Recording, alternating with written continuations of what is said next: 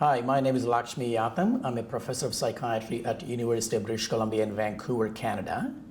The focus of today's module is going to be on cognitive functioning in subjects that are at high risk for bipolar disorder. Some of the things that we're going to cover in this module include things like what is high risk bipolar disorder? How is cognitive functioning affected in people that are at high risk for bipolar disorder? Are there things that clinicians can do to address cognitive issues in people that are at high risk for bipolar disorder? And to talk to us about this topic, we have one of the world's leading experts, Professor Alan Yang from Institute of Psychiatry in London. Alan, very nice to have you with us today. Thank you very much. So let's start with a very basic question, and that is, tell us what is high risk bipolar disorder? The background risk of bipolar disorder, the general risk for the general population over the course of a lifetime is about 2%. 1% for bipolar 1, 1% for bipolar 2. There's an extra 2% risk of having a subsyndromal state. So somewhere between 2 and 4% of the general population will get bipolar disorder. If you want to look at the extreme high risk state, that would be having an identical twin who had bipolar disorder. But even then, there's not 100% likelihood that you will get bipolar disorder. It's probably somewhere slightly greater than 50%. So we go from somewhere between 2 and 4% to 50%. And the 50% is if you have a monozygotic or identical twin. And that obviously means that there's a genetic element, shared genes, which give the likelihood to it. And we see that if you have a close family member with bipolar disorder, your risk of developing it will fall somewhere between the 2 to 4% and the approximately 50%. So if it's a first-degree relative, it's increased and so on and so forth. The other thing to be said is that there's a close relationship between bipolar disorder and depression in a number of ways. So the commonest mood disorder in the families of people with bipolar disorder is depression. Right. That's one thing. But the other thing to say is that in a number of cases, perhaps the majority, the first 1 or perhaps 2 episodes of illness will be depressive episodes. So that means that you need to look at people who have depression in their first 1 or 2 episodes as being likely to develop bipolar disorder. So the genetic risk is encapsulated there, but of course it's not all genetics. There are other factors that may increase the risk of bipolar disorder onsetting. One that we've found is taking illicit drugs. So we've found in London, in our big first episode psychosis study, that there's a significant number of the first episode psychoses are actually mania, and this can be sparked off by cannabis use in particular. So there's genetic and environmental factors, and as I've said, 1 or 2 of the first episodes can be depression, which are indistinguishable from depression which is not bipolar, and therefore that group in themselves are a high risk of progressing to bipolar disorder. Okay, so it sounds like there's a bunch of factors ranging from genetic to some of the clinical set of features that make certain individuals that are at high risk of developing bipolar disorder.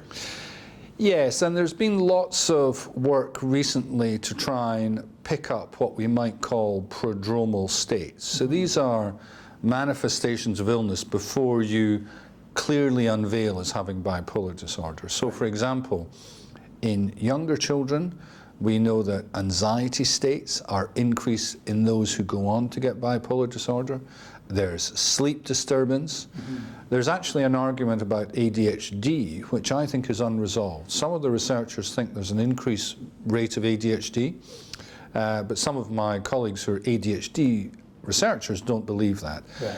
I personally think this is a subgroup of bipolar patients who have an excess of psychoses or schizophrenia or other neurodevelopmental disorders in the family.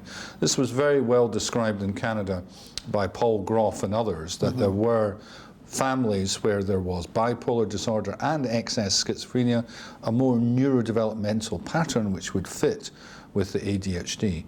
And then you can have, in perhaps the teenage years, clear-cut episodes of depression, but also perhaps lesser degrees of abnormality of mood. And it seems as though mood instability or mood variability is the key. Now, the literature's not yet clear, but I think there's indications that if you have significant mood variability, that may be a marker of high risk of progressing on to bipolar disorder. Okay, okay. So I guess we talked about a bunch of clinical types of features that might predict that bipolar risk. What about any biological kinds of markers? Are there any?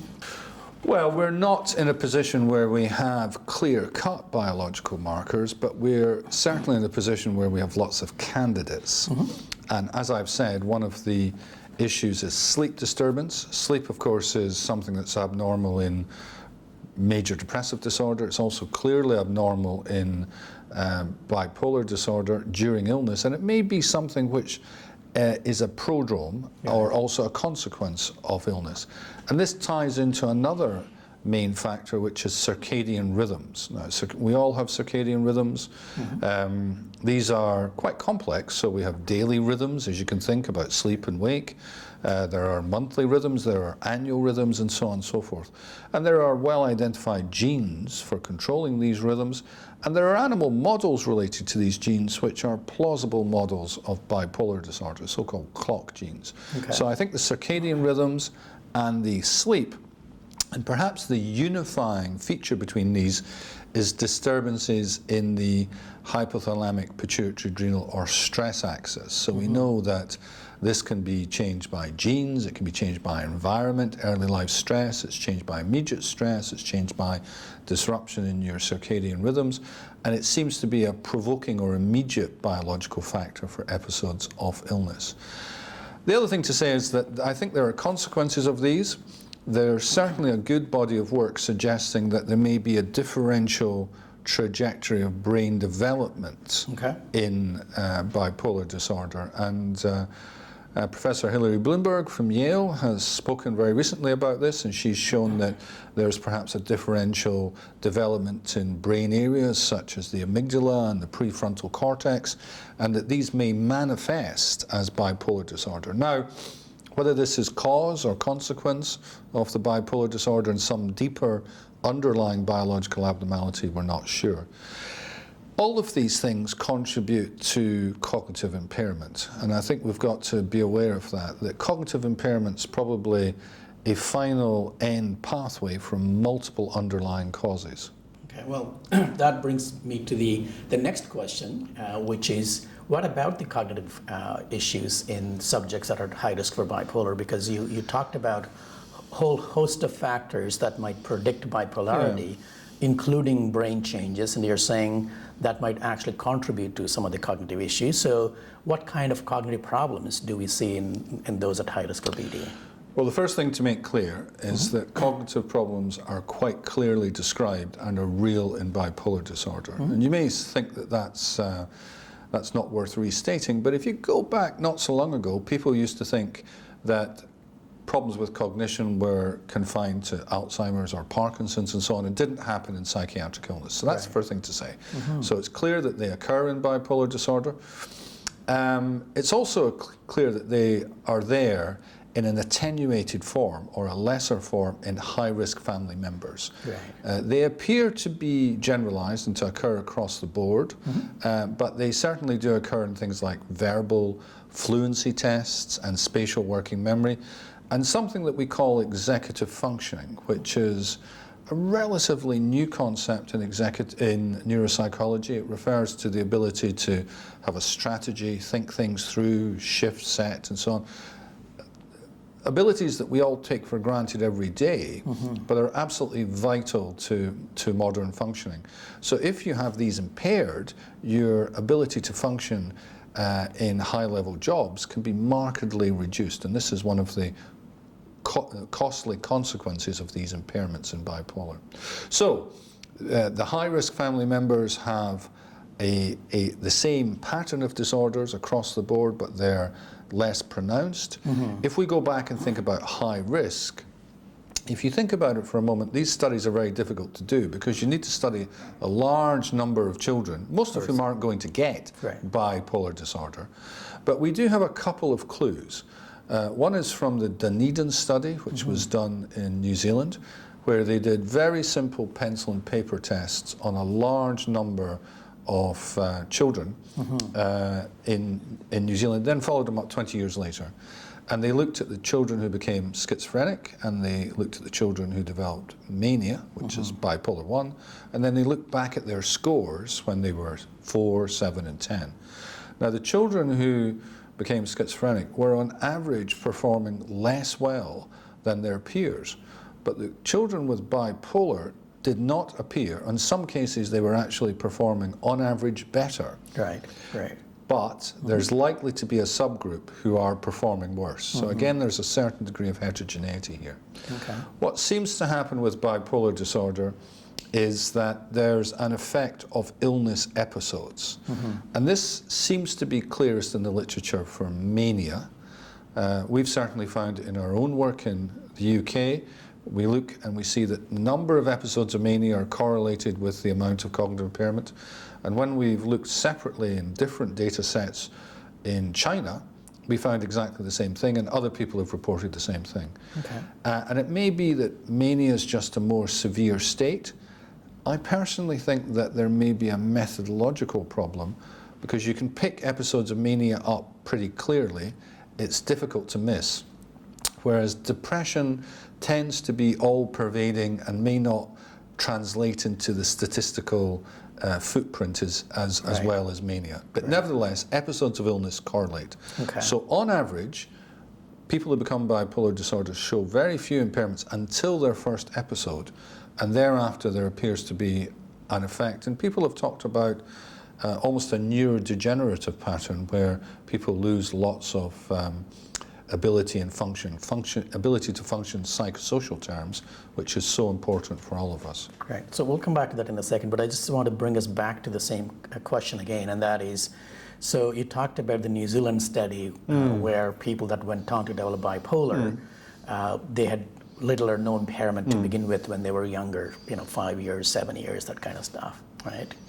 But then you also talked about people that are at high risk for bipolar, presumably these subjects are at high risk, have some impairments because of the because of the brain changes as well. So I'm assuming at some stage before they develop their first manic episode, they have some changes, although perhaps the magnitude of impairment may be smaller. Would that be a fair thing to say?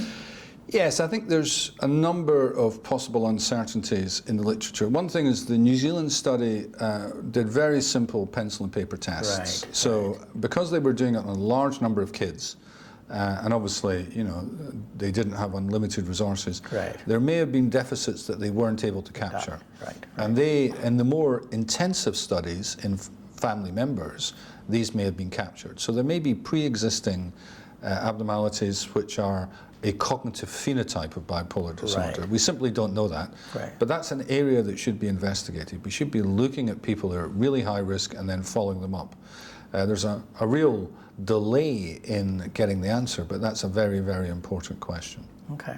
So that also raises the next question, which is if some of these people have some cognitive impairments, could those be sort of markers for developing bipolar, do you think? Or has that work been done, or do we know anything about that? Yes, I mean, one of the challenges that we're facing in mental health in general, and this is true in North America, it's true in Europe, I think it's probably true in everywhere, is we're seeing a great increase in mental health problems in young people. And we're going to have to target resources to pick people up and treat them earlier and better. So this is a general question. I think it's particularly important for bipolar disorder because although it's not nearly as common as, say, major depression, the impact on an individual of having bipolar disorder is very great, and the impact on society is very great. So I think the prospect of having a cognitive phenotype, an early warning signal that would identify changes is actually very important. And this may well be in some of the domains that I've mentioned, which are things like executive function, spatial working memory, or it may be in what we call hot cognition, which is cognitive processes which are more related to emotional regulation and affect. And we're developing tests for looking at this related to how people react to facial batteries and what response there is in brain areas at this point in time. So it's a very exciting area, but I think there's going to be a general focus on screening people, trying to identify those who are most at risk, and thereafter targeting preventative strategies. Okay. Well, talking about screening, I'm just wondering about average clinician, so they're treating someone with a bipolar disorder, and let's just say a family member says that, well, my son or daughter, is showing some mood instability, which perhaps might put that kid at high risk for developing BD. In those situations, I'm just wondering, should the clinician then start thinking about perhaps screening for cognitive issues? And if so, how do we do that? Well, one thing that we always say, and I'm sure this is true in your clinic as well as mine, when we measure cognition, is we really wish we had a benchmark from earlier in the person's life to compare against, because that allows us to show if abilities have been lost or people have dropped off trajectory. So I think, in theory, we'd want a full cognitive battery done as early as possible. There are practical objections to that. So the practical objections are that the resource of neuropsychologists to do a full neuropsych workup, I know that you have this in your clinic, we have it in our clinic, but even with a dedicated neuropsychologist, they can only see a fraction of the people that we'd like. We're therefore trying to develop batteries of tests which are more automated and available on the internet. There's a number of these available. Now, they're not going to be nearly as good as having a full neuropsych workup, but they are going to give us some important data that may allow us to flag the people up who should go to the full neuropsych workup. And also some of these tests will be useful in and of themselves, in that we can then look back and see if there's been a drop-off in functioning. Okay. Well, talking about the functioning, if these kids that are high risk for bipolar have these cognitive issues, do we know anything about whether those deficits, because we're talking that the deficits are probably not as pronounced as they are in people that have a full-blown bipolar disorder, right? So the impairments that we see in the high-risk subjects, do they in fact affect their day-to-day functioning? Well, I'm not really aware of much data about that as yet, but one thing that we do know is that cognition is a very important determinant of functioning in general. So we know that from the depression literature, where there's actually very similar profiles of cognitive impairment. So it would be very surprising to me if the cognitive deficits did not affect functioning, and I think if we could improve them, then that would be very much a good thing. Now, how can you improve cognition? Well, there's general things that you can do, which one might consider them as lifestyle or similar advice. Better brain health is a good way of putting it. So you have nutritional aspects, you have lifestyle choices, you avoid smoking cannabis. Smoking cannabis in particular, the evidence as far as I'm aware suggests that that's more detrimental at a younger age. So before the age of 15, first exposure is associated with greater cognitive drop-off because there's more vulnerability for the brain at that point. So there's a general brain health issues. Then we may get down to the next level, which is advising specifically on nutritional aspects, psychoeducation, perhaps some initial psychotherapeutic interventions. We're not going to get to the point of formal treatment strategies before someone is actually clinically unwell, but there's lots that can be done to enhance brain health. Okay, so it sounds like we're talking about implementing more lifestyle kinds of changes to minimize the cognitive issues in those younger people.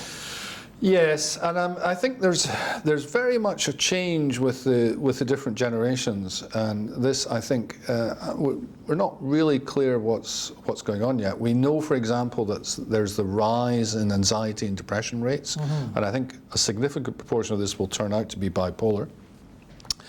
There's recently been some information about a so-called reverse Flynn effect. Okay. So the Flynn effect was the increase in IQ with subsequent generations.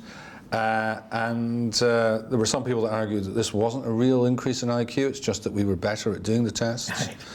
Right. Very recently, there was a very nice paper from Norway showing that the IQ levels stopped rising about the mid-70s for the cohort born in the mid-70s and actually began to go back.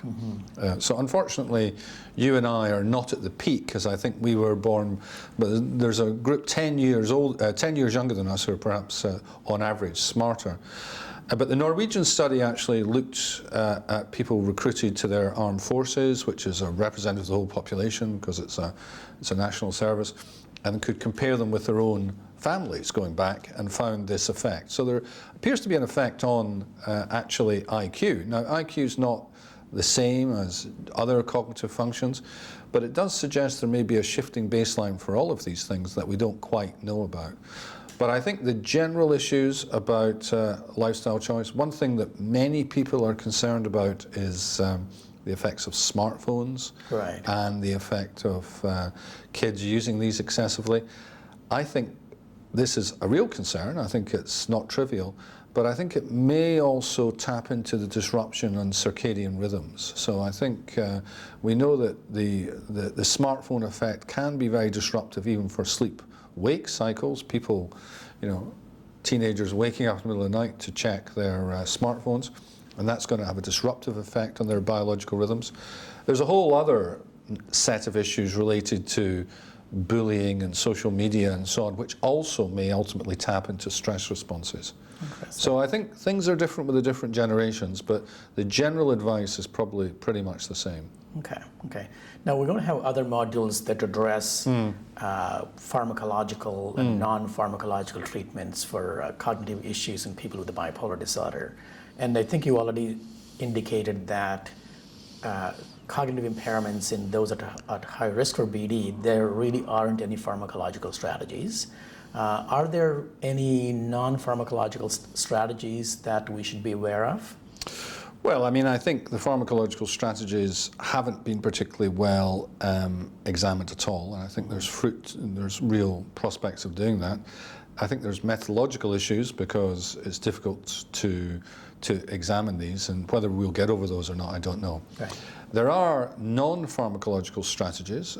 One of them is cognitive remediation. Now, many things are called cognitive remediation which aren't actually cognitive remediation. And as I understand it, one of the important features of cognitive remediation strategies is what we call scaffolding, where as you do the task, it gets progressively tougher. Right. And that seems to be an important fact.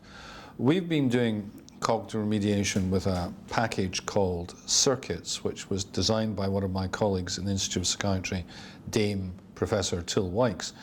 Till has done this extensively in schizophrenia, and there's an improvement in cognition in schizophrenia with an effect size between 0.2 and 0.4, which, as you know, is a small effect size.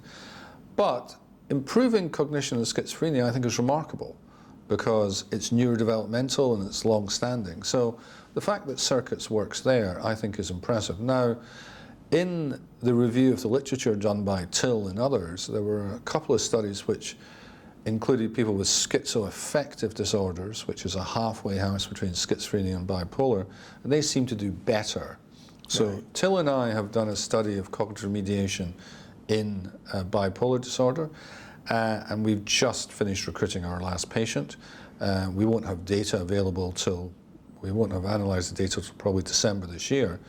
And we'll see whether this works for this group. But a couple of points are worthwhile making.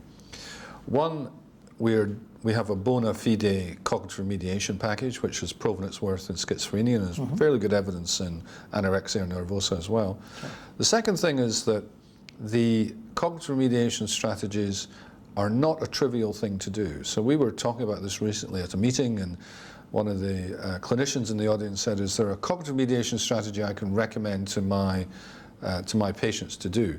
Well, in our trial, the cognitive mediation strategy involves a lot of hard work, working on the program, working with a therapist at the program. It's not a trivial undertaking. Having said that, we've actually had fewer people drop out, remarkably few people, about 6 or 7%, of the active treatment arm than the control condition. Right. So the fact it's lots of hard work doesn't mean that people won't do it. So that's cognitive remediation strategies. There's other things that people are doing which are non-pharmacological. These are essentially related to brain stimulation, where you use neurostimulation such as TMS, TDCS to stimulate brain areas.